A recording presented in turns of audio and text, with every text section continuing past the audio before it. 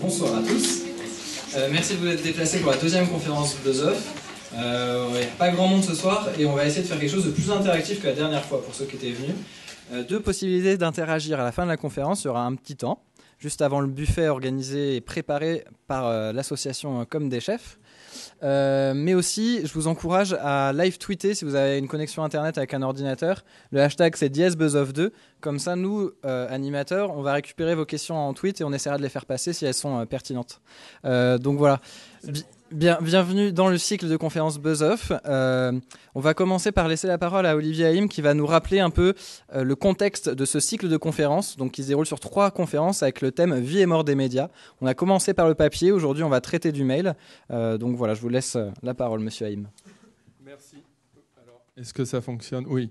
Je ne vais pas tenir la parole trop longtemps, donc je rappelle qu'effectivement l'équipe de Fast and Curious, de la junior du CELSA et de Comme des Chefs, j'oublie le pavot, CELSA Prod, voilà, a décidé, je dirais, de flatter la passion nécrologique de la théorie des médias. Vous savez qu'en théorie des médias, il y a cette passion à annoncer vie et mort, résurrection, mais remords des formes médiatiques, des usages, dans son sens le plus large, et parfois à annoncer d'une manière un petit peu, je dirais, média, je ne sais pas comment dire, cide, disons, le meurtre d'une forme sur une autre forme, conformément au fameux « ceci tuera cela » de Hugo, qui annonçait, comme on l'a vu la fois dernière,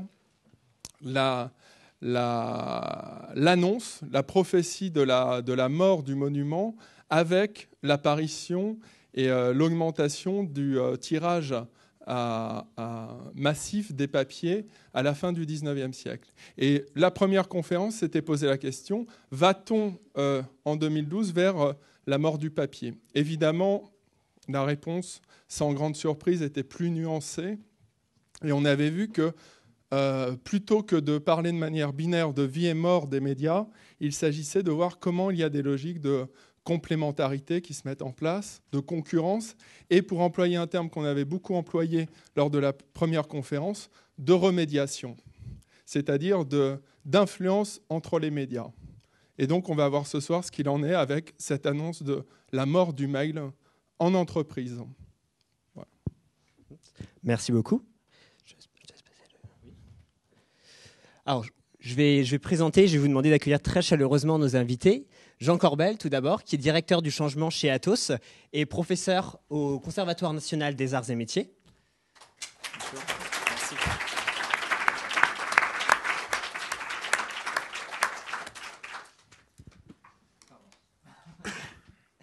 Jean-Marc Le Gall, que beaucoup d'entre vous connaissent, qui est conseil en stratégie sociale, professeur associé au CELSA et chroniqueur au journal Le Monde.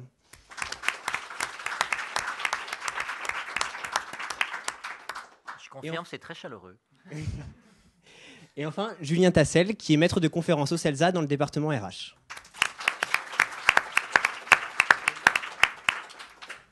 Alors, vous l'aurez compris, notre thématique, c'est l'email et ça a peut-être mort, peut-être pas.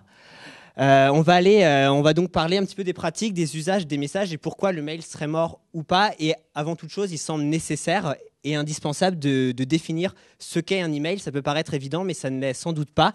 Je vais laisser la parole tout d'abord à notre invité, Jean Corbel. Merci. Un email, on s'en sert tous et on n'est pas les seuls à s'en servir. Des machines échangent de la communication avec d'autres machines sous forme d'email. Donc ça appelle peut-être une définition pour éviter de se demander de quoi on parlera tout à l'heure. Et je pense qu'on parlera d'ailleurs les uns et les autres plus d'usage que de l'objet technique mail. Mais l'objet technique mail, c'est quelque chose qui est né il y a environ 25 ans, de la volonté de pouvoir échanger des ensembles d'informations d'un ordinateur à un autre ordinateur, de constructeurs, de technologies, d'environnements complètement différents. Et ce qui caractérise techniquement un email aujourd'hui, c'est qu'il utilise un protocole bien précis qu'on appelle SMTP, peu importe la technique, c'est la dernière fois que vous m'entendrez parler de technique, je pense, et qui se traduit par ce que nous connaissons tous, une adresse du genre jean.corbel@atos.net. C'est ça la seule caractéristique d'un email. C'est le fils, je dirais, ou le petit-fils d'objets qui ont commencé avec le message attaché à la patte d'un oiseau, la lettre habituelle, et des emails ancêtre de l'email affreusement compliqué technologiquement, qui était les messageries X400, etc. Donc l'email, c'est un objet envoyé d'une personne à une autre avec une technologie bien précise. Si on veut se donner cette définition, et ensuite de cela, on a fait des usages très différents sur lesquels on reviendra. Merci beaucoup. Alors, pour aller un petit peu plus loin et lancer la conversation, je vous propose de voir une vidéo qui a été réalisée par 2 rédacteurs de Fast and Curious qu'on applaudira un peu plus tard.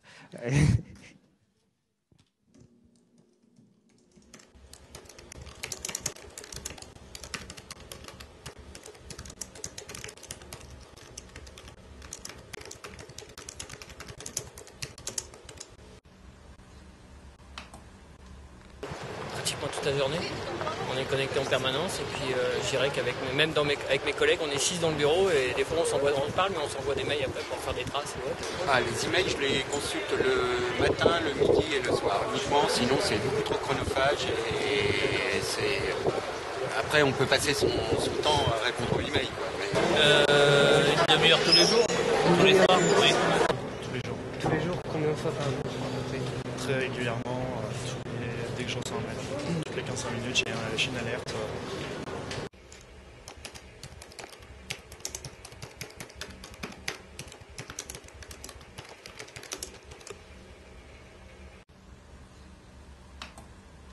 On confirme par mail ce que l'on a dit en réunion, ou dans des comptes rendus ou autre. C'est plus un supplément. Voilà, c'est pour avoir une trace écrite de ce qui a été fait et tout le monde valide après derrière. Les gens peuvent ajouter des commentaires ou ajouter des points qui n'ont pas été vus ou des points qui sont mal décrits dans le mail. Mais c'est pas vraiment une pression, c'est surtout pour avoir une trace écrite. Après, quand à la limite on ne fait pas un compte rendu sous Word ou sous n'importe quel logiciel de traitement de texte.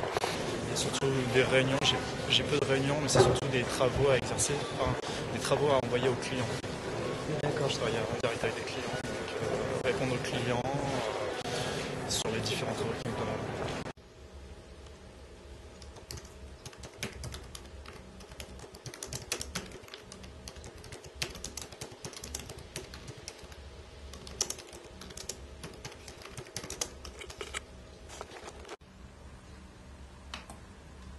Les mails, je les regarde tous les jours. Tous les jours?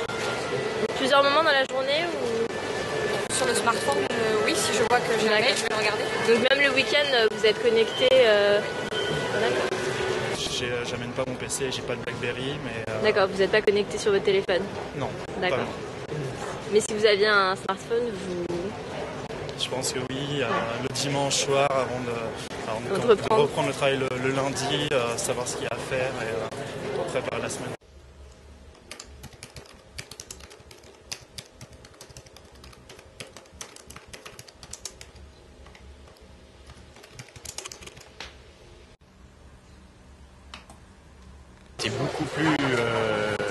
C'était beaucoup plus restreint, mais les gens communiquaient quand même, et communiquaient, je dirais, de manière beaucoup plus efficace, sans mettre beaucoup plus efficace. Les messages étaient beaucoup plus denses, beaucoup plus qu'aujourd'hui, on a tendance à envoyer des mails avec tout et n'importe quoi, avec 80 pièces jointes absolument illisibles. Voilà, c'est ça. Dans les années, je dirais 90, comme dans notre société, il n'y avait pas encore de PC.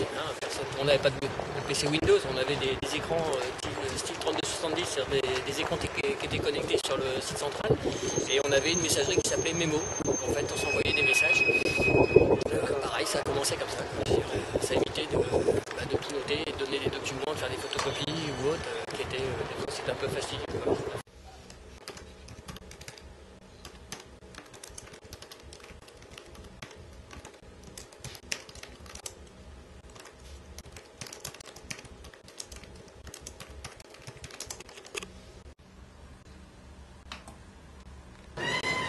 Parce que si les clients nous appellent, ça peut prendre beaucoup plus de temps qu'un simple mail, on jette un coup d'œil et on peut le traiter plus tard. Un appel téléphonique, c'est bon. Dans ma société, ils ont mis une petite brique qui permet d'avoir, je dirais, un mini réseau social pour s'envoyer des messages, mais ça ne prend pas. Et c'est réservé qu'à un certain nombre de personnes. Tout le monde ne l'a pas. D'accord. Et vous avez une idée sur pourquoi est-ce que justement ça marche pas ce réseau par rapport aux mails? Je pense que les mails, au moins, il y a une trace. D'accord, c'est vraiment la trace qui nous intéresse. Ouais, c'est surtout ça. Ouais. Parce qu'en plus, il y a des gens qui nous disent Enfin, qui vous envoie un mail et puis il vient dans le quart d'heure qui suit, il vous dit tiens, je t'ai envoyé un mail. Donc souvent, moi je pose la question, je dis mais pourquoi tu viens dans ces cas-là?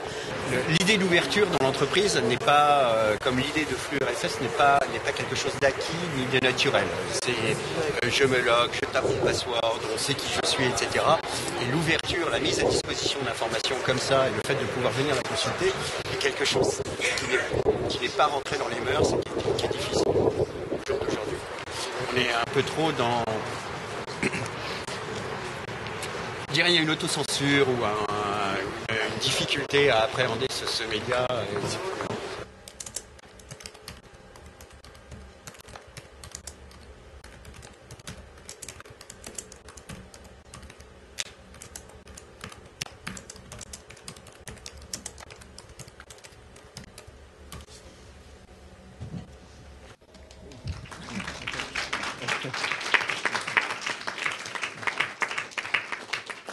Et donc on applaudit Arthur Guillaume et Sabrina Azouz. Mais c'est déjà fait donc. Alors, Jean-Marc Lula, je vous ai vu très attentif, je vous ai vu prendre des notes, je vous ai même vu sourire. Peut-être que vous pouvez réagir, vous avez peut-être une première chose qui vous vient à l'esprit. On a déjà eu D'abord, je voudrais vous remercier d'organiser cet événement. Vraiment sincèrement. Moi, je connais depuis 84 le CELSA, j'étais tout petit. Ça n'avait pas cette bobine-là, c'était déjà très bien. Mais il y avait une forme de carence de vie collective et notamment de vie collective portée par les étudiants eux-mêmes. Et je trouve qu'au cours des récentes années, je ne crois pas du tout à ces bêtises de génération Y. En revanche, ce que je constate, c'est que vous avez porté ça, et vous portez ça avec beaucoup plus d'entrain, d'imagination, de dynamisme que vos prédécesseurs, qui étaient déjà très bien, mais vous êtes encore plus actifs. Donc je voulais vous en féliciter, c'est vraiment très important, ça et le reste. Alors oui, il y a des usages très différents qui, en 6 minutes, sont apparus. Quand on pose la question du mail, il y a 2 niveaux. Il y a l'utilisation du mail et puis le mail dans l'organisation. J'y reviendrai. L'utilisation du mail, il y a une utilisation intelligente. Quelqu'un qui a dit, moi, j'ai 3 moments clés. Le matin, le midi, le soir. Le reste du temps, je bosse. Et puis quelqu'un a dit, dès que j'ai une alerte, je regarde. Donc on imagine que l'impact du mail sur le travailleur, entre guillemets, n'est pas du tout le même dans ces 2 configurations. Et puis deuxièmement, ce qui m'a fait sourire, c'est que effectivement, c'est une tarte à la crème, mais le mail est, parmi d'autres, le support de 1000 manipulations, de 1000 comportements d'évitement. Ce monsieur qui insistait sur il faut une trace. Enfin, je trouve qu'il y a des anthropologues dans la salle et je pense qu'ils pourraient faire un travail là-dessus. C'est peut-être déjà fait, tout à fait intéressant. On voit bien qu'au-delà de l'outil de communication, même si je ne pense pas, moi, que le mail soit un outil de communication. Je pense que c'est un support d'information. On voit bien que c'est un enjeu finalement social, comme un autre, et que ça génère parfois des comportements qui sont très contraires à la qualité du travail et des relations. Voilà ce que j'ai envie de dire rapidement. Pour finir, on voit bien que questionner sur l'alternative, ils ont du mal à penser une alternative. Et ça, je crois que c'est fondamental. C'est que si l'on veut répondre à la question de ce soir, et comme Athos, engager une politique interne de réduction ou de suppression des mails, il y a tout un nouvel apprentissage à relancer. On ne se passe pas du jour au lendemain de mail. C'est comme si je vous disais du jour au lendemain, vous vous privez, vous les fumeurs, de fumer. Il suffit d'arrêter, c'est très simple. C'est comme si je disais aux jeunes parents, vous arrêtez la télé, vous ne passez plus entre 2 et 4 heures par jour. C'est simple, il suffit de couper le poste. Non. Il ne suffit pas d'arrêter de fumer et il ne suffit pas de couper le poste. C'est toute une vie qui est à repenser d'une certaine manière. Eh bien, je pense que le mail, c'est la même chose. Si on décide de se passer du mail, il faut aider toutes ces personnes qu'on a vues à repenser le travail et des modes de relation dans le travail. Donc c'est beaucoup plus compliqué de se dire est-ce qu'on l'utilise ou est-ce qu'on arrête ou on l'utilise moins. Et donc ça veut dire une chose, et j'en termine, derrière le mail, il y a toute la question du travail. C'est pourquoi la question que vous posez ce soir est une question essentielle. Alors, Julien Tassel, justement, le travail, c'est un de vos sujets d'études. Vous êtes responsable au sein du département RH du CELSA. Je vais vous laisser aussi réagir. Je vois que vous avez pris beaucoup de notes. Oui. Je ne sais pas si on entend en fait. Non, simplement peut-être avant d'engager une discussion sur l'accompagnement du changement et l'évolution des outils, et puis une autre discussion effectivement sur, comme le soulignait Jean-Marc, sur la dimension politique en fait des usages du mail en entreprise. C'est vrai que c'est ce qu'on constate simplement en regardant ce micro-trottoir, c'est que c'est un outil qui permet énormément d'usages extrêmement variés en fait, et c'est des usages qui ont été effectivement catégorisés par des enquêtes de terrain sociologiques et ethnologiques, hein, comme le sous-entendait Jean-Marc. Et c'est vrai que la grande souplesse du mail, c'est de pouvoir permettre à la fois un usage multidirectionnel et unidirectionnel, un usage multidestinataire et monodestinataire, un usage en temps réel en fait, ou quasiment réel en faisant du tac au tac, et un usage qui permet surtout d'attendre avant de répondre. Donc ça laisse quand même une grande liberté à l'acteur, et les observations ont permis de montrer ça, c'est-à-dire qu'il y a des usages extrêmement variés du mail, et c'est peut-être aussi là-dedans qu'il faut chercher une des clés de son succès en fait dans les entreprises. C'est vrai que ce monsieur parle de la trace, mais c'est évidemment pas la seule clé. Par contre, on imagine bien que comme il est assez souple et adaptable, on peut voir pourquoi il perdure encore, alors que de nouvelles formes de réseaux sociaux et de communication ont du mal, elles, à prendre leur envol, en fait, quoi. Donc voilà, juste l'idée que c'est très, finalement, qu'il y a différents usages qui sont très variés, en fait, autour de cet outil. Enfin, Jean Corbel, peut-être sur les usages ou autre chose. Oui, je pense que toute la question est effectivement, comme vous l'avez dit, dans l'appropriation d'autres moyens pour des usages. Tant qu'on ne remonte pas à l'usage, on parle quasiment de rien en termes d'entreprise et de transformation. Si on essaye de synthétiser quels sont les usages possibles de l'email, les principaux ont été évoqués en ces quelques excellentes minutes. Premier usage, et je ne porte pas de jugement tout de suite, je reviendrai après sur l'email était-il un outil adapté ou pas à chacun de ces usages. Le premier usage a été évoqué, c'est la communication instantanée. Type de la forte valeur ajoutée de ce type de message, c'est est-ce que tu es dispo pour venir prendre un café maintenant? Parce que la personne est sur le même plateau mais à 2 bureaux de distance et on ne veut pas crier sur l'open space. Est-ce que l'email est l'outil le mieux adapté? C'est une question sur laquelle on peut revenir. Donc première idée, c'est la communication. Et l'email évidemment là est limité à la communication écrite. Même si on peut rajouter de la voix, de l'image, tout ce que vous pouvez imaginer comme pièce jointe à l'email, par essence, l'email est un objet qui transmet de l'écrit et du chiffre. Premier usage, communication instantanée.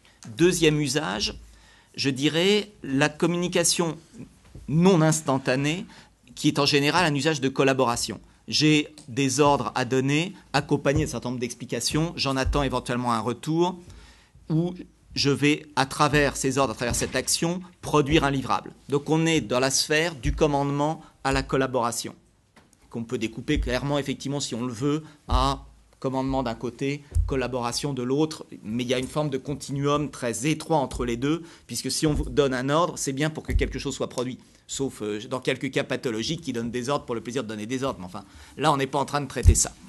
Donc, troisième usage, la collaboration. Quatrième usage, qui a été abordé là-haut, l'idée de conserver l'information, de garder une trace, l'outil d'archivage individuel, l'usage le plus lamentablement crétin du mail. Ça, c'est l'homme d'entreprise qui parle. Pour le particulier, après tout, si vous êtes capable de vous y retrouver dans vos emails, la vie est belle. Si je regarde avec l'œil de l'entreprise, c'est la catastrophe la plus absolue. Pourquoi? Nous sommes en train de... Imaginons 2 cas qui vous sont forcément déjà arrivés dans votre activité quotidienne d'étudiant. Vous produisez quelque chose ensemble, un exposé, un livrable quelconque. Vous l'envoyez par email, quelqu'un commence à le modifier, une deuxième personne commence à le modifier et vous le repartagez. Il n'y a plus qu'à s'y remettre pour se demander qui a modifié quoi et comment je refusionne ça. Déjà, c'est quand même pas très top. Il y a des façons infiniment plus astucieuses de traiter la collaboration. Première défaillance de cette logique de je vais avoir la donnée chez moi et je vais la manipuler chez moi. Deuxième défaillance encore plus grave si on se place sous l'œil un peu égoïste de l'entreprise, ce qui est sur votre PC n'est pas chez moi entreprise. Vous partez, j'embauche un nouveau collaborateur en plus de vous, comment je retrouve cette fichue information? On va tous faire de la... Et un exemple classique, j'ai été partenaire dans notre partie consulting, j'ai mené des projets pendant quelques paquets d'années, je ne suis plus si jeune que ça, et quand vous intégrez un nouveau collaborateur dans un projet, qu'est-ce qui se passe? Évidemment, nous sommes tous de grands professionnels. Donc nous avons mis ça soigneusement dans l'espace collaboratif qui s'appelait ce qu'on voudrait d'archivage et de données structurées. Très bien, on est tous très très bien là-dessus. C'est un horrible mensonge, mais on va faire semblant de le croire pendant 2 minutes tous ensemble. Mais la vraie donnée, celle qui est active aujourd'hui, celle qui a commencé à être modifiée, elle est dans les PC à droite et à gauche, dans les messageries ou dans les Mac à droite et à gauche. Donc vous accueillez votre nouveau collaborateur, la première tâche, c'est la spéléologie dans tous les emails des membres de l'équipe. C'est juste fondamentalement crétin. Si vous l'accueillez dans un projet avec un réseau collaboratif d'entreprise, je n'aime vraiment pas beaucoup le terme de réseau social d'entreprise qui dévalue complètement le cœur de la valeur ajoutée de ce qu'est le réseau d'entreprise, vous avez juste à l'accueillir et à lui expliquer quelle est l'étiquette, quels sont les tags qui sont donnés, et puis il est efficace et il connaît les bonnes versions. Il n'a pas à se poser ce genre de questions. Donc ça, c'est les 3 et 4 usages avec cette notion d'archivage sur lequel il faut débattre et sur quoi l'email est efficient ou pas efficient. Dernier point, et j'en terminerai là si vous le voulez bien. Quand on se dit on va tuer l'email pour le remplacer par le réseau d'entreprise, on a juste déjà répondu à la question. Parce que dans réseau d'entreprise, que ce soit social, collaboratif ou ce que vous voulez, il y a d'entreprise. Même si vous l'étendez, vous n'allez pas l'étendre au monde entier, instantanément. Il y a une notion, pour des raisons à la fois juridiques, d'appropriation de la communication et de responsabilité, la personne va devoir se loguer et vous n'allez probablement pas, dans un réseau professionnel, ne pas vouloir contrôler un peu qui peut se connecter. Résultat des courses, quand nous parlons, nous, de zéro email, nous excluons de cette logique zéro email la communication vers les clients et les partenaires qui ne sont pas des clients, je dirais, durables et a fortiori les prospects. Bien sûr que nous avons des moyens de communication, que nous ouvrons notre réseau local à nos clients dans le cadre des contrats, mais on a besoin encore d'un outil beaucoup plus ouvert qu'est l'email. Deuxième usage qui n'a pas du tout été évoqué dans les 6 minutes, mais qui est un usage important, après des années, dans un certain nombre de cas, pas dans tous les cas, mais dans un certain nombre de cas, l'email a valeur probante, a valeur légale. Les réseaux sociaux n'ont pas encore valeur probante devant la plupart des tribunaux. Alors, il faut distinguer pays par pays. Nous, on opère dans 49 pays et indirectement dans 120 et quelques. On a fait l'étude dans 41 des pays. On est les experts mondiaux probablement de ce qui est possible ou pas possible avec un email. Dans 41 pays. Pour les autres, on cherchera quelqu'un d'autre. C'est pas aussi simple que ça. Donc il y a des choses qu'on ne peut pas faire. Un exemple idiot, procédure disciplinaire en entreprise. Vous n'allez pas faire une procédure disciplinaire dans un réseau social. D'abord parce que ce n'est pas juridiquement valide, et puis enfin, ça serait quand même un peu bizarre. Alors, on a beaucoup parlé des usages, on va aller vers les mésusages. On voit qu'il y a vraiment des usages différents du mail qui peuvent servir à énormément de choses, et on se demande si ces multiples usages de mail ne sont pas à l'origine d'un certain dysfonctionnement dans l'organisation. On a trouvé une citation de Xavier Niel, notamment, qui explique, donc PDG de Free, « Mon métier, c'est faire des mails. Je reçois 1500 ou 2000 par jour. » Donc est-ce qu'on n'arrive pas à une dérive du mail lorsqu'on arrive à dire que mon métier, c'est essentiellement faire des mails ? Alors, je vais aller un peu plus loin en vous présentant 3 petites statistiques sur lesquelles je vais vous demander de réagir ensuite. Des statistiques de l'ORSE, donc Organisation des responsabilités sociales de l'entreprise. Donc, 65% des utilisateurs consultent leur boîte mail au moins une fois par heure. Et même le rapport disait que bien souvent, ce n'était pas une fois par heure, mais plusieurs fois par heure. 38% des utilisateurs reçoivent plus de 100 mails par jour. Et enfin, 56% des utilisateurs consacrent plus de 2 heures par jour à la gestion de leur boîte email. Est-ce qu'on n'arrive pas à un problème d'efficacité, de dysfonctionnement de l'organisation avec tous ces chiffres et tous ces multiples usages ? Je vous demandais peut-être, Jean-Marc Le Gall, de réagir à ces quelques chiffres. Le 38, il fait peur, évidemment. Le 65, on l'a vu dans le film. Si on avait demandé une fois toutes les 10 minutes, on aurait été certainement encore plus surpris. Celui qui ne me fait pas peur et ne me surprend pas, c'est le 56. Parce que d'une certaine manière, dans une société dans laquelle le web, le mail sont centraux, c'est pas surprenant quand on travaille entre 8 et 12 heures par jour de consacrer 2 heures à traiter ces mails. La question que je pose, c'est qu'est-ce que ça veut dire que traiter ces mails ? Si ce sont des mails qui sont, par exemple, des mails d'information. Le mail, je pense, c'est ce qui se fait de mieux pour joindre une pièce importante, un compte-rendu, pour donner un agenda d'un projet qui se met en place. Voilà. Quand c'est vraiment de nature informationnelle de base, c'est très bien. Bon. On l'a vu tout à l'heure, c'est pas toujours ça. Parfois, c'est une question courte qui appelle chez celui qui reçoit le mail une véritable réflexion. C'est-à-dire de réfléchir, de documenter, d'argumenter. Et là, on voit bien que le fait qu'il reçoive très vite une question très courte peut l'amener à ne pas consacrer le temps que cette question mérite et à se croire sous une logique d'injonction et concrètement de devoir répondre quasiment aussi vite. En tout cas, tous les cas, de répondre très très vite. Et là, il y a problème. Donc moi, c'est pas tant le fait qu'on passe 2 heures à traiter ses mails, encore une fois, c'est qu'est-ce que ça veut dire que gérer sa boîte mail. Parce que d'une certaine manière, si on avait posé il y a 30 ans, combien de temps vous passez sur des dossiers papier, c'était pas 2 heures, c'était 8 heures, 12 heures. Bon, oui, c'était le support. Donc ça, c'est pas gênant. Moi, je crois qu'il faut aller finement dans qu'est-ce que ça veut dire que traiter le mail. Et là, on va s'apercevoir qu'il faut effectivement trier et distinguer ce qui relève effectivement d'une logique mail et puis ce qui devrait vraiment dans l'entreprise faire l'objet d'autre chose. Et parfois tout simplement de face à face, de réunions, de tunnels de réflexion en solitaire aussi parfois, enfin que sais-je. Toutes les modalités du travail dans l'entreprise et à l'université et ailleurs. Voilà, donc ces 56% 2 heures, ça masque beaucoup de choses. Et c'est derrière qu'on a certainement des informations précieuses. Voilà. Alors, Monsieur Corbel, peut-être, est-ce que le fait qu'on utilise ce mail comme ça intensément et qu'on détourne un peu son origine, son utilisation d'origine, est-ce que c'est pas parce qu'il manque d'autres outils? Par exemple, certains s'en servent comme to-do list du mail en gardant les choses de côté. Est-ce que c'est parce qu'ils sont pas en manque d'autres choses et du coup on cherche quelque chose pour détourner l'usage de l'email pour combler un manque? Je vais vous répondre. Je vais revenir un tout petit instant sur les chiffres. Peu après que Thierry Breton ait fait, il y a maintenant exactement 2 ans, son annonce tonitruante dans 3 ans, on est 0 email, qui a reçu un accueil phénoménal puisqu'on se trouve avec de l'ordre de 4 millions de pages sur Google. Quand on fait un search sur Atos, c'est 0 email. Donc ça nous oblige à atteindre l'objectif. En termes de conduite du changement, c'est bien, l'effet Burning Platform est là, super. On a mené 2 choses au démarrage. On a d'une part mené une campagne de mesure sur la base de à peu près 2000 volontaires qui ont traité ce genre de réponse-là. Et ce qui est intéressant, c'est qu'on corrobore une bonne partie des éléments qui sont ici avec quelques variations. Premier élément, en moyenne, nos collaborateurs, donc sur un panel, nous sommes 75 000 collaborateurs dans le monde entier, et notre panel faisait 2000 à peu près personnes. Premier chiffre, 70 emails par jour en moyenne par collaborateur. Ce qui, grosso modo, ne veut rien dire. Pas plus que le chiffre qu'il y avait là.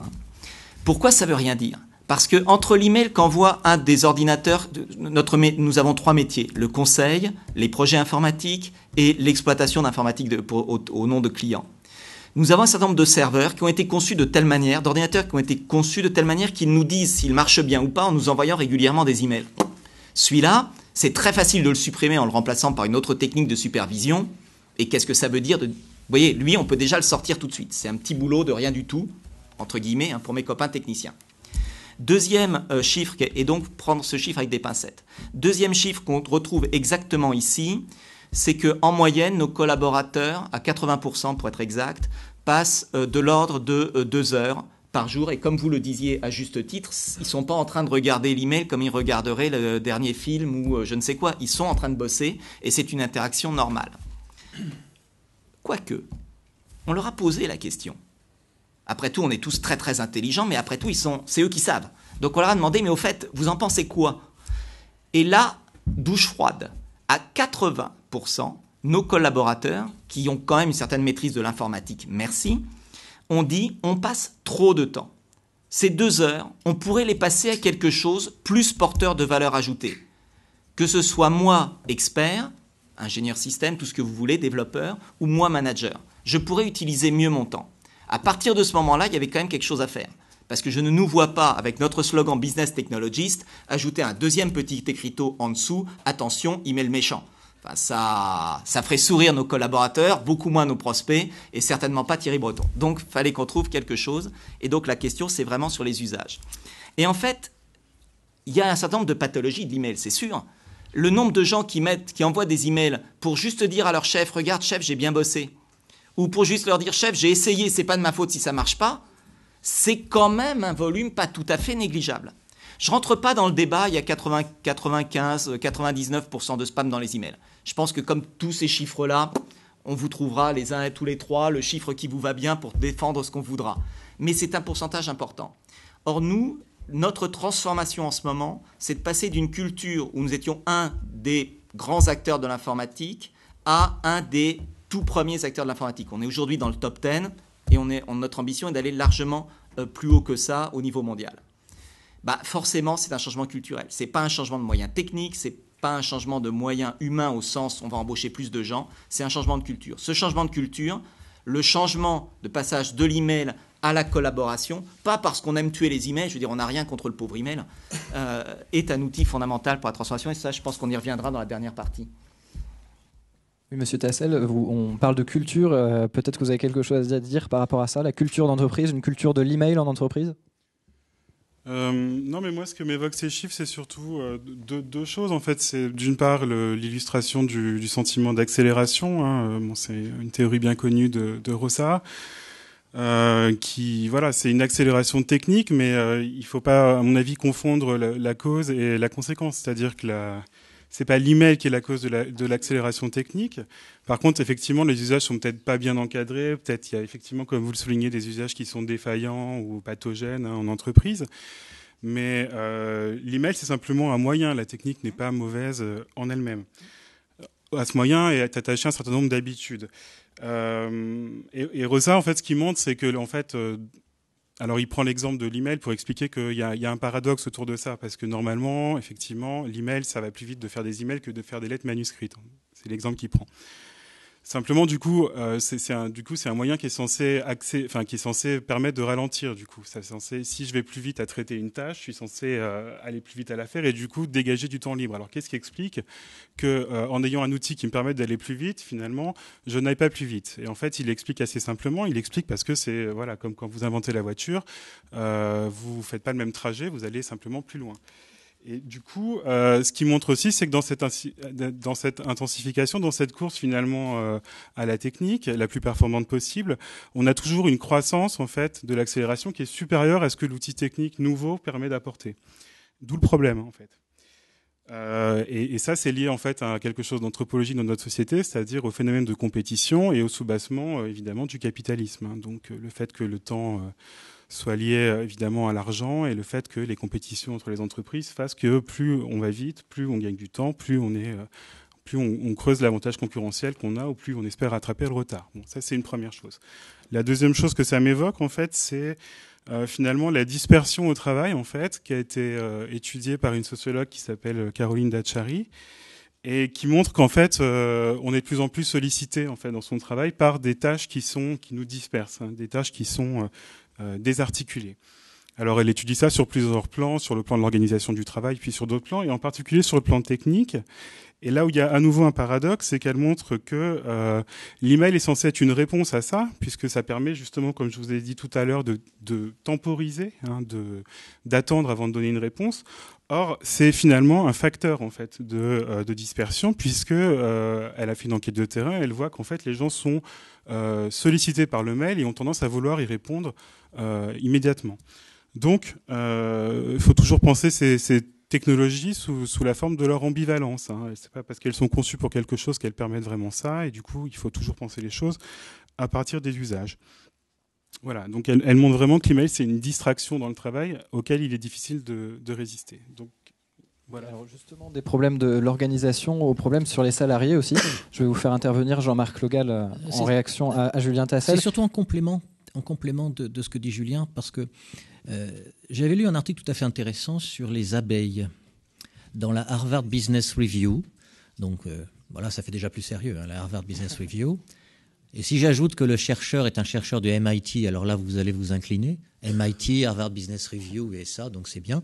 Mais en fait, oui, c'est une étude très sérieuse qui associe des biologistes, des éthologues, des gens qui étudient le monde animal, et le management et la coopération. Et donc, c'est un très gros labo du MIT qui s'appelle le Human Labor Dynamics.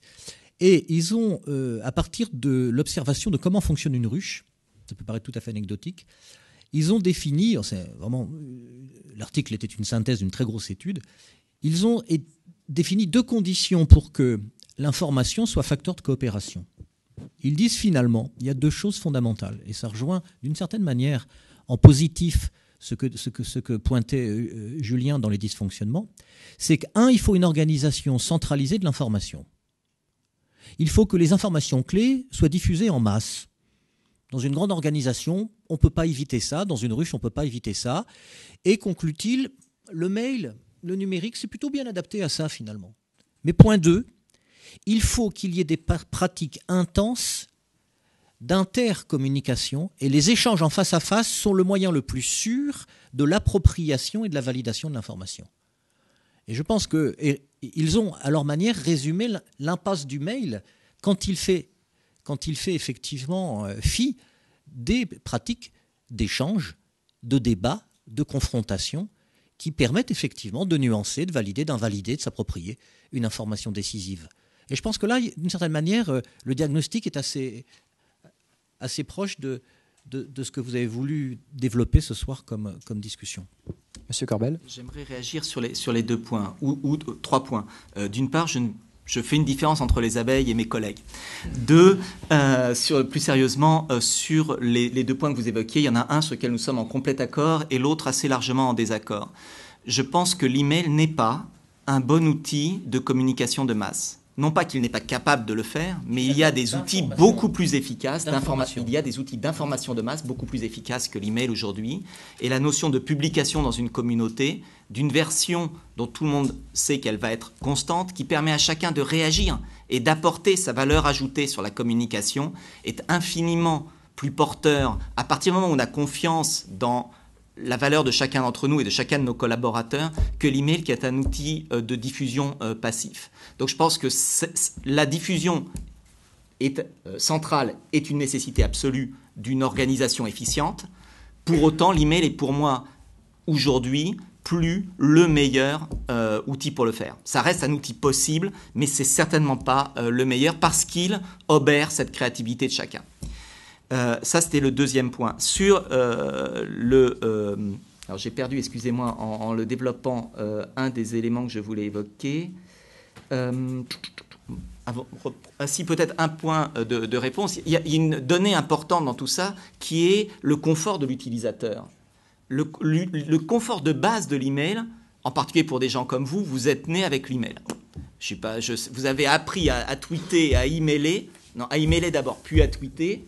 Dans le berceau quasiment. Pour notre génération, si vous me permettez de nous associer tous les deux, vous me paraissez notablement plus jeune, on a vécu déjà l'appropriation de l'email en entreprise et déjà ça a été quelque chose de bizarre de passer du rôle de la photocopieuse et de l'assistante au fonctionnement des emails. On revit quelque chose du même tonneau, mais ça suppose effectivement non seulement une compréhension des usages et une réponse par usage, mais quelque chose d'aussi simple que l'email. L'email, vous aviez tout dans votre boîte aux lettres. Là, il faut que vous ayez tout sur votre écran. Exactement, la personne qui veut chatter, il faut qu'elle puisse voir sur son écran de réseau collaboratif que son interlocuteur est en ligne et qu'il peut entrer dans un chat instant messaging ou vocal ou vidéo. Il faut qu'il puisse avoir une collaboration de type tweet, une collaboration plus riche telle qu'elle serait faite aujourd'hui par un email ou à travers des documents collaboratifs. Donc il faut effectivement combattre, et je réponds à ce que vous évoquiez tout à l'heure auquel je n'avais pas répondu, c'est pas faute d'outils, on peut toujours empiler les outils. Mais empiler les outils est la plus pire des réponses possibles, parce qu'elle va créer de la complexité. Et on sait très bien que la conduite du changement, elle est impossible si on introduit de la complexité. Déjà, introduire du changement, c'est pas sympa, personne n'en a envie. Mais alors si en plus on introduit de la complexité intrinsèque en ayant plein d'outils dans lesquels il faut comprendre quand on va l'utiliser, c'est juste pas possible. Donc là il y a aussi une dimension très très importante.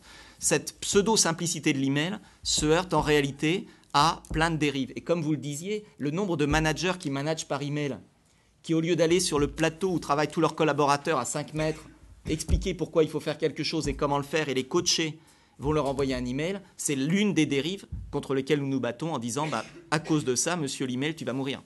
Mais ce n'est pas parce qu'il est mauvais en soi, c'est parce que ce genre d'usage est intolérable.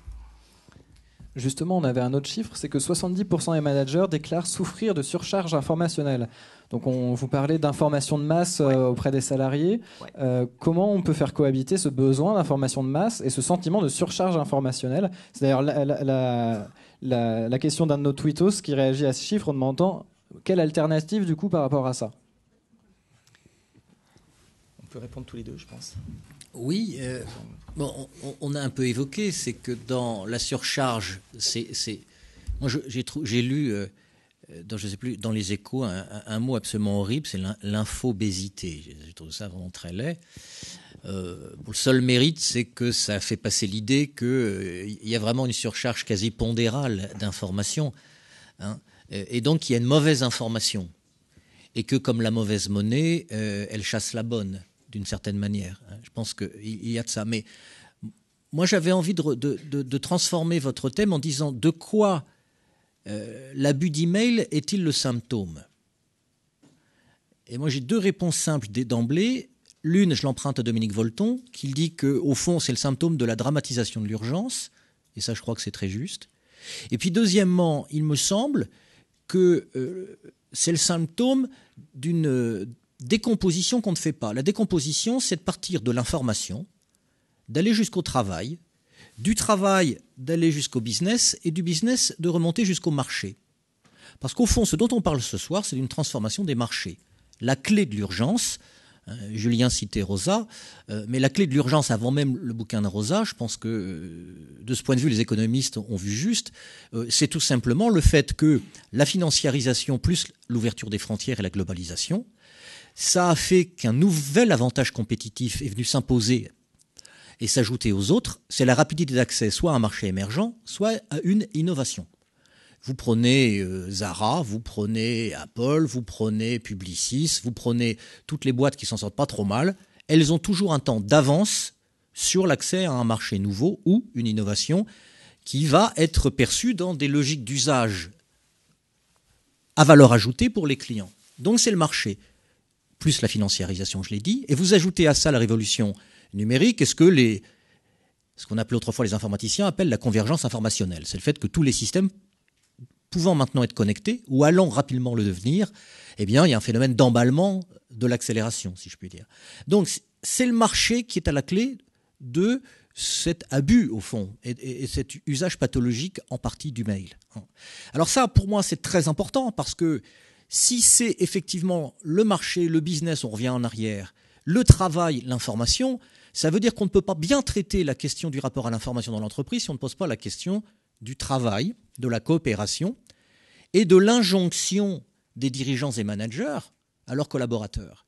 Et ces 76%, ça veut dire une chose toute simple. Je n'ai jamais vu des managers mieux managés s'ils ne l'étaient pas eux-mêmes. Point barre. Donc, comme on maltraite les managers du point de vue du rapport à l'information, ils maltraitent leurs collaborateurs sur le rapport à l'information. La cascade hiérarchique peut véhiculer le pire comme le meilleur. Depuis 15 ans, souvent le pire, pas vraiment le meilleur. Et je pense que le thème de ce soir, c'est un symptôme. C'est le symptôme d'une entreprise qui a perdu de vue que sans écologie du travail humain, elle va dans le mur. Et c'est vraiment une conviction que j'ai de terrain. De terrain, c'est ce que je vois, c'est ce que j'observe, c'est ce que je diagnostique dans des entreprises très très différentes. Donc voilà, moi j'ai vraiment envie de remonter au marché pour m'arrêter sur la question du travail. Et un dernier point, je n'ai jamais vu le travail dans une entreprise s'améliorer sans que l'on autorise le débat sur le travail, son contenu et ses conditions. Et ça suppose une certaine forme de démocratie managériale. Ce n'est pas franchement ce que j'observe aujourd'hui. C'est très regrettable parce que la qualité de l'entreprise et de ses productions, la qualité des services, on nous serine avec le capital humain et avec il n'est de richesse que d'hommes et ces conneries. Si c'est vrai, alors il faut donner la parole à ceux qui bossent. Et en écoutant ceux qui bossent et en admettant qu'il y ait une discussion sur le travail et ses modalités, on verra que ce sera peut-être long, qu'on perdra peut-être un peu de temps, mais que finalement on sera plus performant. Mais ça terrorise les dirigeants, le silence, le fait qu'on va devoir prendre du temps pour réfléchir et que ça ne va pas immédiatement produire les bonnes solutions. Alors on préfère payer des consultants ou faire appel à des outils ou à du cosmétique, et hop, c'est reparti pour un tour, jusqu'au prochain dégât du progrès, pour reprendre l'expression de 73 d'un ouvrage qui avait pointé les dégâts du travail, mais c'était l'époque que vous n'avez pas connue, Dieu merci, des dégâts de l'industrialisation. Là, aujourd'hui, on a les dégâts non pas de l'industrialisation, mais d'autres choses. Mais c'est le symptôme du même mal. Le fait qu'on ne réfléchit pas assez à ce qu'est la coopération, à ce qu'est le travail, à ce que c'est qu'un bon management. Et tant qu'on ne se paye pas ces questions fondamentales, l'entreprise est mouline et il y a de la casse. exactement les raisons qui, si vous relisez ce qui a amené la déclaration de Thierry Breton en février, c'est exactement ça. Le topo de base, c'est exactement comme on passe en ce moment, je vais dire malheureusement que en ce moment, au nettoyage des abus de la révolution industrielle en termes effectivement de pollution industrielle au sens large, on passe aujourd'hui à la dimension pollution informationnelle. Et autre point sur lequel je vous rejoins totalement, et de manière un peu paradoxale, je pense que l'email est l'archétype de la déviance que vous évoquez. Pourquoi ? L'email est l'outil de l'arrogance. Un email, c'est « je sais mieux que toi ce que tu as besoin de recevoir et je vais donc te l'envoyer. Je sais mieux que toi, moi manager, moi expert, moi ce que vous voulez, ce dont vous avez besoin pour bosser. Et je ne vois pas pourquoi vous discuteriez. Au pire, vous allez avoir l'autorisation de me répondre quelque chose. Pas quelque chose qui sera vraiment partagé et construit, vous allez juste pouvoir faire une réponse unitaire. Le réseau de collaboration d'entreprise, le réseau social d'entreprise, est exactement, et c'est pour ça qu'il a du mal à démarrer dans les entreprises et que beaucoup d'entreprises viennent nous voir en nous demandant « mais au fait, vous faites quoi ? Vous allez résister comment à quelque chose d'aussi bizarre ?» Il ouvre complètement la porte à cette question. C'est en ça qu'il transforme totalement la société. Pourquoi ? Parce qu'au lieu d'un schéma dans lequel je pousse vers la personne ce que je sais mieux qu'elle en a besoin, je mets à disposition d'une communauté, la communauté des gens qui travaillent ou qui s'intéressent à un client, la communauté des gens qui travaillent sur un projet, je mets à disposition ce que je sais. Je mets à disposition ma contribution et chacun peut y réagir. Y réagir sur le contenu technique, sur le contenu, la dimension sociale, sur le temps. On peut poser des questions qui... Ça change complètement et ça amorce, je dirais, la transformation que vous évoquez. Donc oui, c'est une problématique de transformation extrêmement lourde. Et comme je l'ai indiqué, on ne le fait pas pour mettre un nouvel outil. On le fait parce que nous ambitionnons de devenir l'un des tout premiers acteurs de notre marché. Et ce n'est pas en se comportant comme tout le monde qu'on va devenir, comme les entreprises d'hier, le leader de notre marché. J'ai une question d'une tweetasse, dit-on, paraît-il. C'est pas sympa, ça. Elle a le droit de... Bon. Alors, je ne répondrai jamais à une tweetasse. Voilà. Donc, une société qui se complaît dans cette surabondance d'informations, ses membres aimant se sentir débordés, point d'interrogation. Ouais, complètement vrai. Est-ce qu'il n'y a pas un goût, finalement, de ce débordement ? Est-ce qu'il n'y a pas un goût de l'urgence ? Est-ce qu'il n'y a pas un plaisir Un plaisir un peu obsolète, mais combien d'entre nous ont rencontré des gens qui vous disent « Ah, j'ai un super poste, je suis super important, j'ai 300, 400, 500 emails par jour ». Bon, c'est juste débile, c'est que soit il ne sait pas les filtrer, soit il ne sait pas déléguer, il a un problème de management, le brave homme. Niel, son chiffre est juste provocateur, on connaît tous le goût de la provoque de Monsieur Niel. C'est vraiment, il traite certainement pas 1000 emails par jour, c'est pas comme ça qu'il transforme le monde des télécommunications. Il y a une bonne vieille méthode de gestion du temps qui date de bien avant le numérique, qui est une réponse, à mon avis, parfaite à cette question fort juste. C'est, vous faites un cadran, vous mettez un axe important, un axe urgent. C'est vraiment la matrice neuneu, hein, vraiment neuneu. N'empêche que si on s'amuse à faire ça, on s'aperçoit que si l'on ne se voit pas confier des choses importantes, si l'on n'est pas perçu dans l'entreprise comme portant des choses importantes, alors la seule solution qui nous reste, c'est de faire croire qu'on porte des choses urgentes et d'espérer qu'on ne s'apercevra pas qu'en fait elles sont peut-être apparemment urgentes ou qu'elles sont urgentes factuellement mais qu'elles ne sont pas importantes. Et quand on prolonge un peu, et c'est la clé à mon avis d'une gestion du temps personnel pour démarrer, c'est de réaliser une chose. Vous vous jetterez toujours, autant que vous êtes, vous dans cette salle et nous ici à la tribune, on se jettera toujours sur l'urgent pas important plutôt que l'important pas urgent. Pourquoi ? Parce que c'est vraiment compliqué de traiter le second. Alors on procrastine, on remet au lendemain. Et l'apparence de l'urgence donne bonne conscience et un sentiment de relative importance. Et je pense que votre remarque est très juste. Donc il faut effectivement se protéger de ça, sachant qu'en général, je pense qu'au point où on en est dans certaines entreprises, ça n'est même plus ça. C'est le fait tout simplement que vous êtes submergé par une espèce de vague haute, de tsunami informationnel. Mais s'accrocher à qu'est-ce que c'est qu'une chose à valeur ajoutée, ce que j'appelle important, qu'est-ce que c'est qu'une chose qui a l'apparence de l'urgence, ou qui l'est, mais qui finalement n'engage que peu de choses, quand on arrive à avoir cette lucidité professionnelle, on peut résister au Moloch. Mais c'est pas facile. Complètement d'accord. Juste un micro-détail sur ça, c'est sûr, mais l'email est le pire des outils possibles pour ça. Il ne vous aide pas du tout à la résistance. Le réseau social, à l'inverse, fonctionne comme un filet que vous lancez dans le flux informationnel. Si vous acceptez l'apprentissage du métier de pêcheur et non plus de celui qui reçoit ce que les personnes qui pensent mieux que lui ont envoyé, vous avez effectivement potentiellement cet outil-là. Mais comme on l'a évoqué, ça passe par une recompréhension du travail et par une formation lourde. Formation au sens transformation des comportements, pas formation au sens formation outil. C'était juste un contrepoint théorique en fait. Il faut lire le livre d'Aubert, de Nicole Aubert, sur le culte de l'urgence, qui montre très bien comment elle est à la fois une nécessité, mais elle peut aussi devenir une dérive, devenir une culture en fait, sans fondement en fait. Donc voilà, si ça vous intéresse, allez-y. C'est un livre fondamental dans le business. Qui est de 90, hein, oui. 89 même, je crois. Combien de fois vous allez avoir des gens qui estiment et qui sont mieux estimés dans l'entreprise parce qu'ils résolvent les crises au lieu de les éviter. Le travail pour combattre les crises est infiniment plus, pour combattre l'apparition des crises, est infiniment moins valorisé en général en entreprise que le chevalier blanc qui apparaît derrière. Justement, Jean Corbel, on a compris que vous mettez en place une nouvelle politique au sein d'Atos. Je vous laisse peut-être la détailler. Vous avez parlé de filet, vous voulez peut-être aller un petit peu plus loin et ça permettra au public. En fait, on a évoqué énormément de choses. On a évoqué le pourquoi. Sur le comment, c'est assez simple. Donc, l'idée, c'est nous ne voulons pas être victimes de l'infobésité qui était évoquée. Nous ne voulons pas que nos managers fassent autre chose que manager. Et manager, c'est pas donner un ordre via un email, c'est légèrement autre chose. C'est transformer leurs équipes, c'est coacher leurs équipes, c'est développer leurs équipes. Donc, qu'est-ce qu'on fait ? On essaye de mettre en place, comme je l'évoquais, un continuum d'outils intégrés pour l'ensemble des usages, depuis la communication instantanée jusqu'à la gestion de la connaissance durable, stabilisée, référentielle, nécessaire pour les certifications et tout ce que vous pouvez imaginer. Donc ça, c'est le côté technique, on va peut-être l'oublier. Ce qui est plus intéressant peut-être, c'est comment on s'y prend.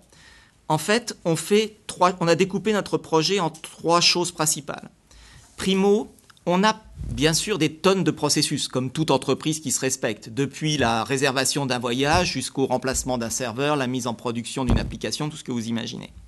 Première chose, on est en train de prendre processus par processus et on enlève les emails des processus. Si c'est un processus formel avec des étapes parfaitement bien définies, on a des outils informatiques des applications en dur pour gérer ça beaucoup mieux que l'email, beaucoup plus sécurisé que l'email. Cela, c'est plus qu'un boulot d'informaticien. Ça couvre malheureusement pas tous les processus, tant s'en faut. Bien des processus en entreprise sont beaucoup plus informels. Le processus d'investissement et de décision sur un investissement est généralement très formel.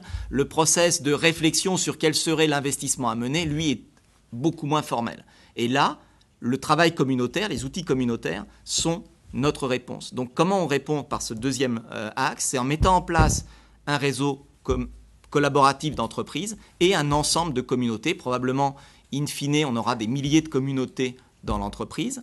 Et puis, pour toute la partie référentielle, qui doit être effectivement sécurisée avec des mécanismes de publication lourds, je ne ferai pas l'injure à des communicants d'expliquer la différence entre la communication instantanée et l'information qui doit être durable, référencée, etc. Des systèmes, nous allons faire évoluer et intégrer notre système de gestion de la connaissance. Donc c'est vraiment un ensemble qui touche des usages et qui se pose la question de comment je réponds à l'usage. Et il restera des emails, j'évoquais 2 cas, les procédures disciplinaires par exemple, et le contact avec les prospects. On n'a pas de meilleure solution aujourd'hui et pour encore probablement un certain temps. Donc voilà concrètement ce qu'on est en train de faire. On a démarré il y a 2 ans. On déploie l'outil depuis maintenant quelques mois. 6000 de mes collègues sont en ligne sur cet outil. On a déjà vu une décroissance de l'ordre de 20 à 30% de nos emails sur les usages qu'on évoquait.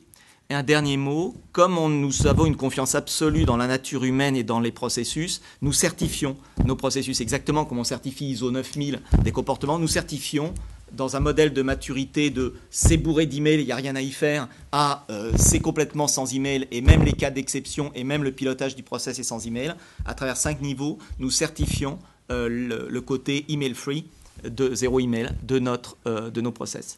Et on fera ça sur tous nos processus les uns après les autres. Et il restera ce qui devra rester parce que nous sommes une entreprise qui doit gérer ses hommes, faire du business, avoir des relations avec les clients. Donc on n'est pas dans une logique ayatolesque, mais il restera probablement un très très petit nombre d'emails parce qu'il y a de meilleurs outils.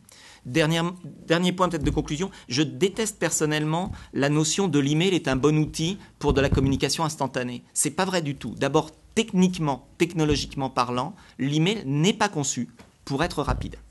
Ça n'est nulle part dans ses spécifications, ça n'est pas un outil de communication asynchrone. Que nous ayons tous pris l'habitude qu'il arrive 5 minutes après, c'est super, sauf que ce n'est pas du tout garanti à aucun niveau de l'outil technologique.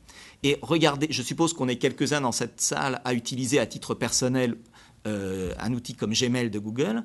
Vous remarquerez que Google a parfaitement compris cette dialectique, puisque à côté du fonds de commerce, si j'ose dire, messagerie traditionnelle Gmail, vous avez le chat Gmail qui est juste à côté, le statut « je suis en ligne » ou « je ne suis pas en ligne », la capacité à entrer en dialogue ou en vidéo, il est bien à côté, mais il est parfaitement intégré. Nous, on veut juste pousser ça un cran plus loin en introduisant tous les mécanismes de collaboration.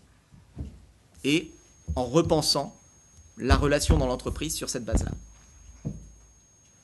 On a justement une question de Nolwenn, je ne prends plus de risque avec les néologismes, qui est là-bas, et qui demande en fait si finalement, elle dit réseaux sociaux d'entreprise, je la cite, ok, mais quid de la capitalisation de l'expérience si on reste dans l'échange continuel?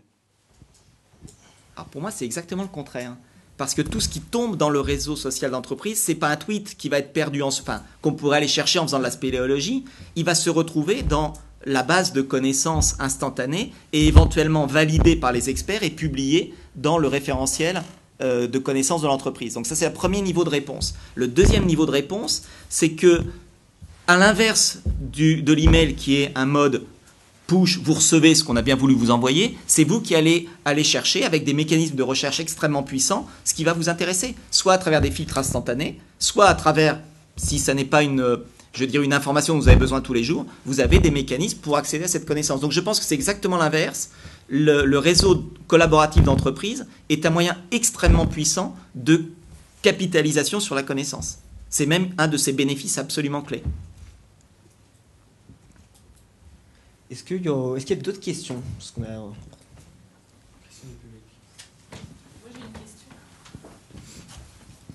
Bonjour, Myriam Nessali, je travaille à la Poste et je suis en charge de l'animation des ventes. On réfléchit justement actuellement à mettre en place des espaces collaboratifs en lieu et place de l'email, donc votre témoignage m'intéresse très fortement. Moi, j'aimerais savoir comment a été perçue la démarche par les salariés d'Atos et comment vous les avez accompagnés. Ah, ça, c'est une très très bonne question. Je vous remercie de l'avoir posée. La première réaction, si j'étais honnête, du côté du 8 février, quand on a découvert ce que votre président avait balancé à la presse, on s'est dit « Oh la vache, il voulait se faire parler de lui, il n'y a plus qu'à... Bon, mais ça va retomber. » Alors, première réaction, c'est que c'est pas retombé. Comme je vous le disais, 4 millions de hits, quand on tape 0 email et Atos, là, notre réputation est engagée, donc on n'a pas le choix, il faut y aller, il faut le réussir. Donc, il y a toute une partie de nos collaborateurs qui ont pendant longtemps pensé c'est une idée un peu fumeuse pour faire parler de nous, c'est du 2.0 mal digéré, ça va retomber, il va prendre une aspirine et ça ira mieux après. C'est pas retombé, je ne sais pas s'il a pris une aspirine, mais en tout cas, on n'en est pas sorti. Donc maintenant, on est dans le schéma où les gens nous disent, et j'ai été très frappé, on a fait une semaine consacrée à notre programme Wellbeing at Work, dont une journée était dédiée à expliquer justement ce qu'on faisait sur l'email.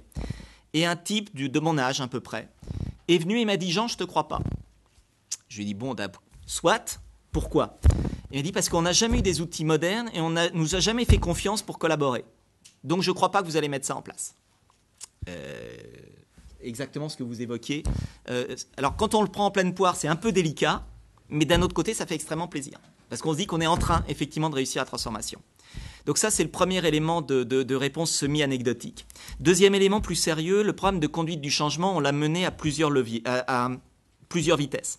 La première chose qu'on a faite, je l'ai évoqué rapidement, sur laquelle on a communiqué en interne et en externe, ça a été cette enquête auprès de nos propres collaborateurs pour leur faire analyser s'ils avaient un malaise autour de l'email ou pas. Parce qu'après tout, c'est pas parce que Thierry Breton avait envie de parler de l'email comme étant une infobésité, etc., que c'était ressenti. Bon, c'est ressenti. Deuxième chose qu'on a faite, nous avons rédigé et publié avec notre communauté scientifique un livre blanc sur le sujet, qui est plutôt pas mal. Et à vrai dire, qui est même tellement plutôt pas mal qu'après un certain nombre de réactions, on a décidé de ne pas le distribuer librement du fait de la propriété intellectuelle qui est dedans, et qu'on a distribué assez largement en interne. Donc ça, c'était la première dimension. Puis on s'est dit, bon, maintenant qu'on a publié ça, il va falloir quand même bosser un peu. Côté bosser un peu, on a commencé à monter une formation pour tous nos collaborateurs et qu'on a diffusé à travers un réseau qu'on a appelé d'ambassadeurs. En gros, j'ai aujourd'hui 423 collaborateurs à cet après-midi avant de vous quitter dans tous les pays du monde, dont le job est effectivement de contribuer à cet accompagnement du changement. Et nous sommes en train de faire monter une couche de ce qu'on appelle de champions. Donc il y aura à peu près un champion pour 10 collaborateurs ou quelque chose comme ça. Et l'utilisation que nous avons faite de ce réseau du conduite du changement l'an dernier, alors que nous n'avions aucun outil, je tiens à insister, ça a été sur le bon usage de l'email, puisque plein de déviances de l'email sont des déviances d'usage. L'email pour protéger son petit derrière, c'est pas si difficile que ça à supprimer. La logique de je vais aller regarder mon email 4 fois par jour au lieu de le regarder comme des tweets au fur et à mesure qu'ils arrivent, c'est pas si difficile que ça. Enfin, il y a plein de bonnes habitudes autour de l'email. Je vous renvoie, vous évoquiez le cadran magique tout à l'heure, à une méthodologie de gestion de son temps qui s'appelle Getting Things Done de David Allen, qui est assez bien connu aujourd'hui et qui est très bien présenté dans Wikipédia, et qui contient une déclinaison qui s'appelle Zero Inbox. C'est des pratiques qu'on a poussées. Ça a commencé à éroder légèrement la croissance de l'email. Et ensuite, ce que nous avons fait, c'est que nous avons testé, parce qu'on est quand même des ingénieurs, nul n'est parfait, on a analysé 53 produits sur le marché et on en a testé à hauteur de 100 à 500 utilisateurs, 3, avant de choisir l'outil que nous avons finalement choisi, Blue Kiwi.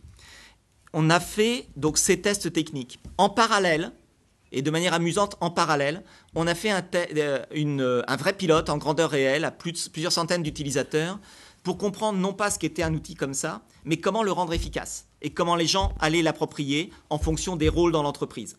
Donc on a mené ça pendant environ 7 mois et l'ensemble de tout ça, nous l'appliquons maintenant que nous avons Blue Kiwi, que nous déployons de manière massive. Donc 6000 utilisateurs aujourd'hui, en gros, au minimum 60 000 à la fin du semestre, et j'espère la totalité en réalité de nos collaborateurs sur Blue Kiwi à la fin de l'année. On a la chance d'être une entreprise à la fois sérieuse et qui a un tout petit peu d'argent, donc plutôt que d'acheter le logiciel, on a acheté la société, ce qui nous facilite l'adaptation de l'outil à nos besoins. Mais ça, c'est presque anecdotique par rapport au débat. Et ça vous fait rire. Ça donne un potentiel fantastique pour l'entreprise de développement, parce que... Ils sont passés d'une grosse poignée de développeurs géniaux à une grosse centaine de développeurs tout aussi géniaux, donc c'est pas mal. Donc voilà techniquement comment on le traite. Donc à partir de maintenant, nous informons tous nos collaborateurs, je préférerais dire comme ça. Personnellement, je fais un workshop en téléconférence d'1h30 chaque semaine pour accueillir de nouveaux futurs community leaders sur l'usage de l'outil, et ils ont ensuite, nous finissons la définition d'un cursus de formation pour les community leaders. Parce qu'on demande, et c'est complètement fou comme idée quand on y réfléchit, à nos managers de devenir des leaders et de devenir des community managers. C'est-à-dire d'être les leaders de leur équipe, et en plus de le faire d'une manière réellement différente de la manière traditionnelle. Et c'est avec ça qu'on va réinventer, qu'on est en train de réinventer Atos. Jean-Marc Le Gall, vous voulez peut-être parler un peu de conduite du changement. Je sais que c'est un thème qui vous tient à cœur.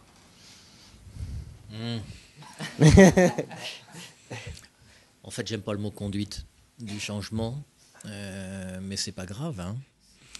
Non, mais et je le dis vraiment avec beaucoup de bienveillance, mais là, nous venons d'avoir un exemple de ce qu'est la parole d'entreprise. La parole d'entreprise, par construction, est positive et dynamique. C'est son rôle, vous le faites fort bien.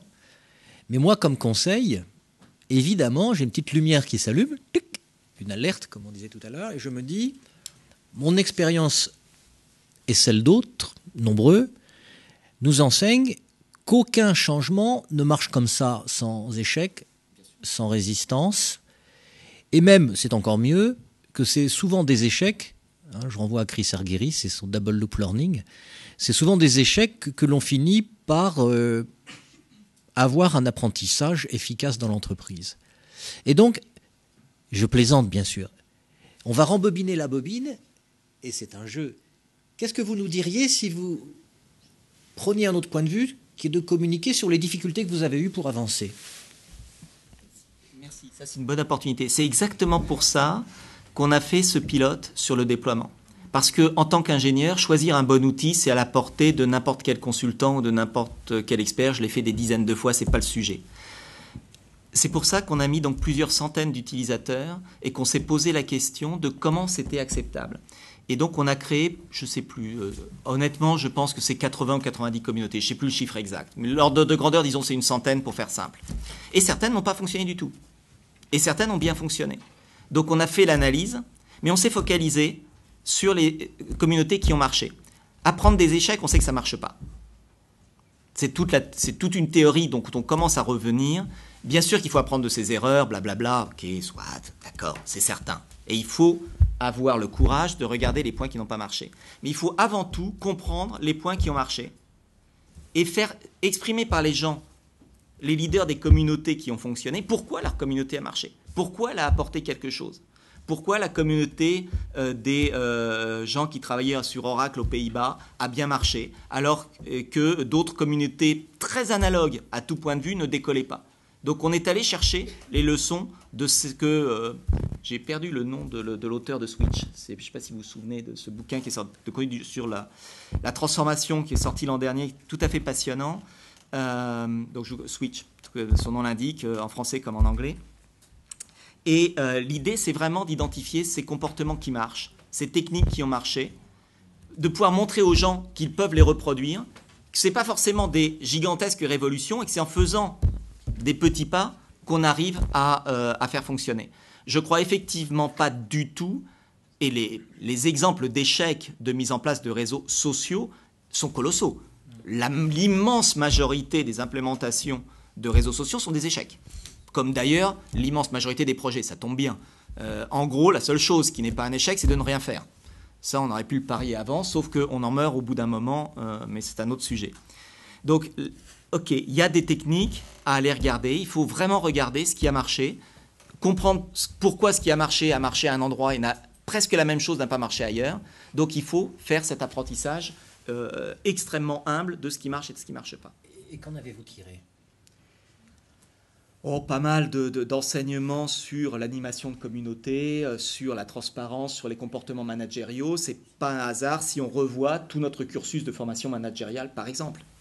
On est une boîte d'ingénieurs, comme beaucoup de boîtes françaises d'ailleurs, même si nous sommes une boîte mondiale, et nous avons promu, comme beaucoup, des gens en position de management, alors que leur expertise était une expertise technique et pas une expertise managériale. Ce qui devait arriver arrive. Ils managent derrière leur PC parce que c'est plus confortable, et c'est vrai chez nous, comme c'est vrai dans la banque, comme c'est vrai dans multiples autres endroits. Il faut les aider à jouer leur rôle de leader, à jouer leur rôle de coach, etc.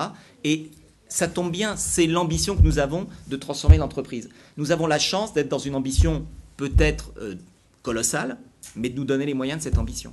Je ne sais pas si ça marche, mais ça me permet de... Enfin, on a beaucoup dit que la dérive du mail, c'était l'infobésité. On peut aussi se demander si une des dérives de ce type de dispositif, c'est pas justement de placer les collaborateurs en situation de disponibilité pour l'entreprise. Il faut toujours être sur le qui-vive, il faut toujours être prêt à réagir parce qu'il peut toujours se passer quelque chose sur ces réseaux. Ils sont évidemment, tout ne fonctionne pas en temps réel et en tant que chercheur, c'est toujours compliqué de parler comme ça dans l'absolu sans avoir vu le fonctionnement des outils. Mais voilà, sur Facebook, sur Twitter, pour prendre des réseaux publics, il faut être capable de répondre, il faut être capable de relayer, il faut vraiment, enfin c'est très chronophage. Et puis en entreprise, il faut aussi un animateur, il faut effectivement ce community manager dont on parlait, il faut, comme vous l'expliquiez très très clairement, être capable de lancer le mouvement en fait et puis de l'accompagner. Donc c'est aussi quelque chose de très coûteux et c'est peut-être quelque chose auquel c'est évidemment quelque chose auquel il convient de réfléchir lorsqu'on souhaite mettre en place ces transformations. Non, c'est bon. Alors je vous remercie, c'est très intéressant, mais on va devoir, je vais vous demander de conclure puisqu'on est à un buffet nous attend préparé par comme des chefs et ce serait quand même. Allez. J'avais une dernière question qui n'était pas à nos intervenants, mais à la salle. En fait, donc comme je vous l'ai expliqué, je suis en train d'essayer de développer ces réseaux collaboratifs en interne. Et je me pose aussi la question des comportements de nos collaborateurs et de nos clients de demain. Et pour moi, nos collaborateurs et nos clients de demain, c'est vous. Est-ce que dans votre esprit, alors j'étais très intéressée par cette thématique et le fait qu'elle soit portée aujourd'hui par les étudiants du CELSA, je me dis, est-ce que pour vous aujourd'hui, dans l'utilisation que vous avez des plateformes et des emails, l'email est déjà un peu has-been, ou il reste un outil de communication dans les échanges que vous avez entre vous ou dans les échanges que vous voyez avoir demain dans le monde de l'entreprise?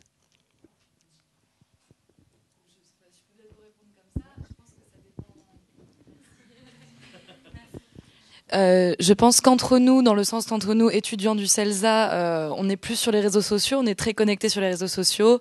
Il y a les petits groupes, ce qu'on appelle les inbox aussi, qui nous permettent de communiquer. Après, pour tout ce qui est plus entre guillemets professionnel, ou même pour par exemple l'échange de cours, même s'il y a la possibilité d'échanger des documents sur les plateformes des réseaux sociaux, je pense que ça se fait quand même plus par l'email. Donc non, l'email n'est pas has-been, mais je pense qu'on n'en a pas la même utilisation.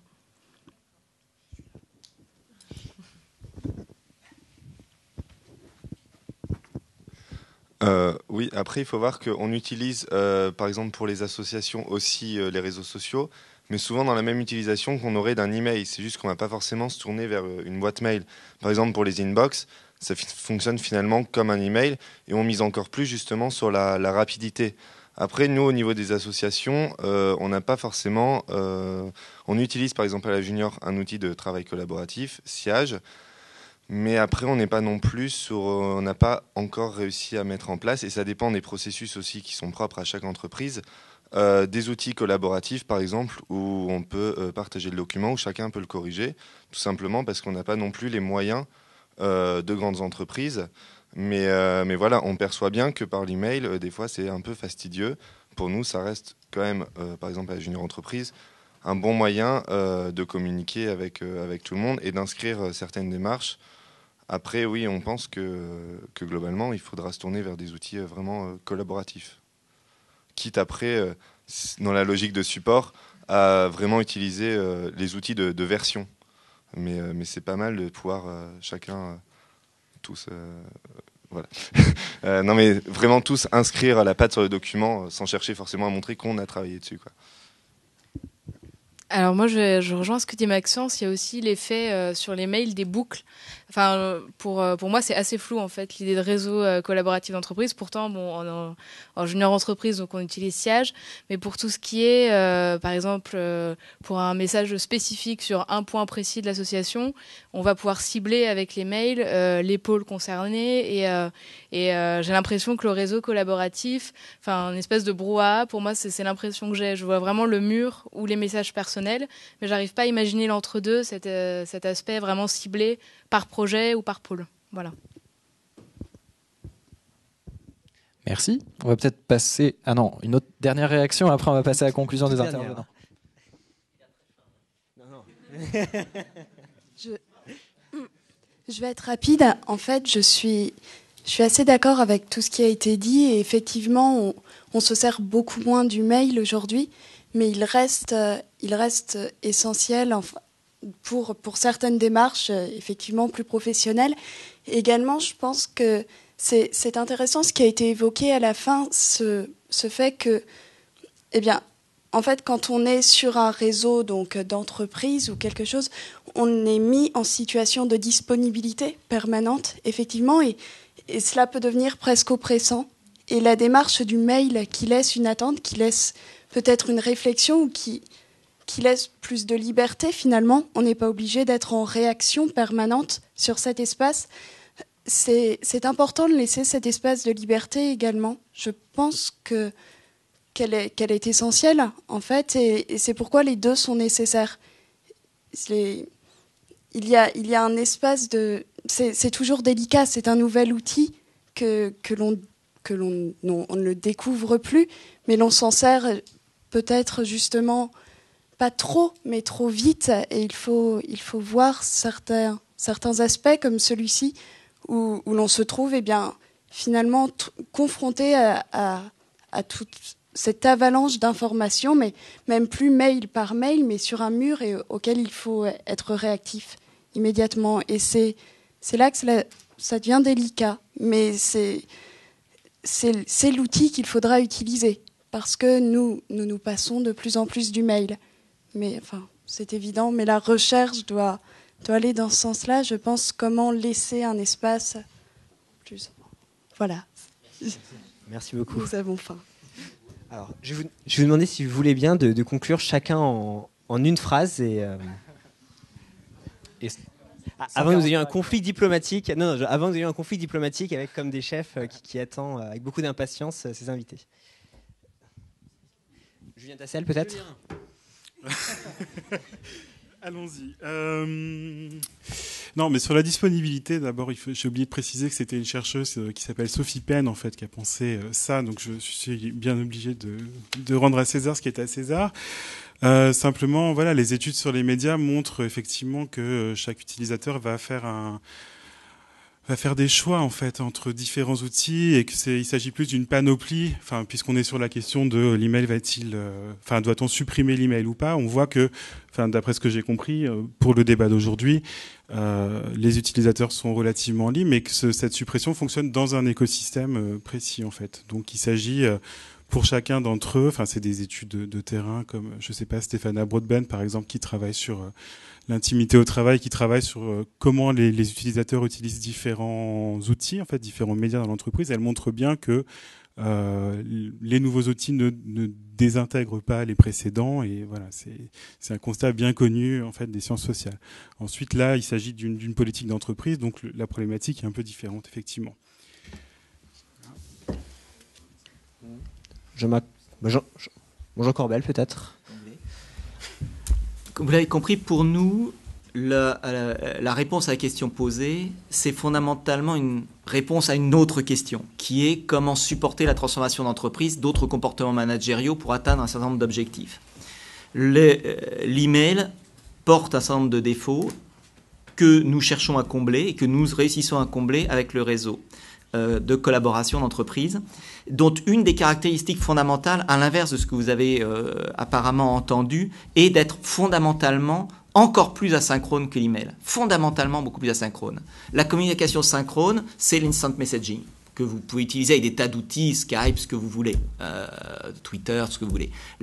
C'est exactement l'inverse. Le réseau de collaboration, c'est quelque chose qu'on va aller regarder quelques fois dans la journée, exactement comme on aurait dû regarder le mail, en allant filtrer ce dont on a besoin. Donc ça renforce la responsabilité du collaborateur, sa capacité à organiser son travail, à réagir sur son travail, et à supporter non seulement son évaluation, non pas seulement par son chef, mais par ses pairs. Ce qui transforme effectivement la relation de travail. Donc nous sommes au milieu d'une, j'appellerai pas ça révolution culturelle parce que c'est connoté par quelque chose qui a été totalement abominable dans l'histoire de l'humanité il y a quelques dizaines d'années, mais nous sommes en train de vivre et de créer une révolution qui nous demandons d'ailleurs un certain nombre de sociologues de suivre, à Tampere en Finlande, en Hollande, en Allemagne, en Angleterre. J'ai des sociologues qui travaillent avec nous pour nous observer parce qu'ils nous trouvent un peu rigolo d'avoir le courage de se lancer là-dedans et de voir comment ça fonctionne. Donc on est très conscient du fait que c'est une problématique beaucoup plus sociétale qu'une problématique technique, et qu'on est aussi très conscient qu'on va embaucher 10 000 personnes jeunes essentiellement chaque année dans les années qui viennent, comme on l'a fait cette année dernière, et que effectivement leur habitude est de disposer beaucoup plus de ce genre d'outils que de l'email. Et donc tout ceci fait que on a un projet qui n'est pas simple, sur lequel de temps en temps on ne réussit pas complètement, et donc on apprend, c'est pour ça qu'on fait des pilotes, et c'est pour ça qu'on a une boucle de rétroaction extrêmement rapide. Bien. J'ai la mère d'une très bonne amie pékinoise qui, quand elle lui parle de révolution culturelle, lui dit que c'était vraiment génial parce que les jeunes voyageaient gratuitement en train. Bref, moi je voudrais simplement donner mon point de vue là-dessus de manière vraiment très synthétique. Je crois que ces approches sont absolument vertueuses et inévitables. Moi je milite je milite, pour qu'elle soit vraiment inscrite dans des approches compréhensives, avec au cœur le travail, la santé au travail, l'intérêt au travail, et je dirais même le respect de l'intégrité du salarié. Je crois que c'est fondamental, sinon ces grosses machines, elles peuvent tout bouffer. Merci de votre attention.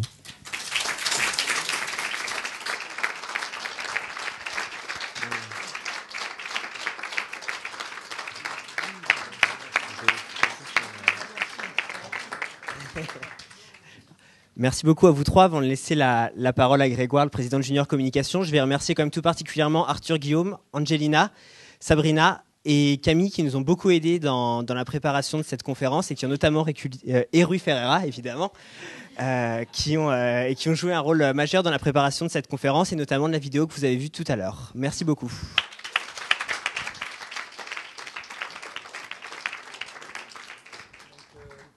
Vous m'entendez ? Oui. Donc vraiment un grand merci encore une fois à DocaPost et Output Links qui nous ont aidés depuis le début, depuis 1 an maintenant à monter ces conférences, en la personne de Corinne Estève qui malheureusement n'est pas là ce soir. Merci à l'administration du CELSA, merci à Véronique Richard qui voulait vraiment venir mais m'a annoncé à la dernière minute que finalement elle avait un empêchement. Merci à Monsieur Haïm qui depuis le début aussi nous aide à monter ces conférences. Merci à Madame Lallemand et Corbillet qui nous ont fait l'honneur d'être aussi présentes ce soir pour assister à la conférence.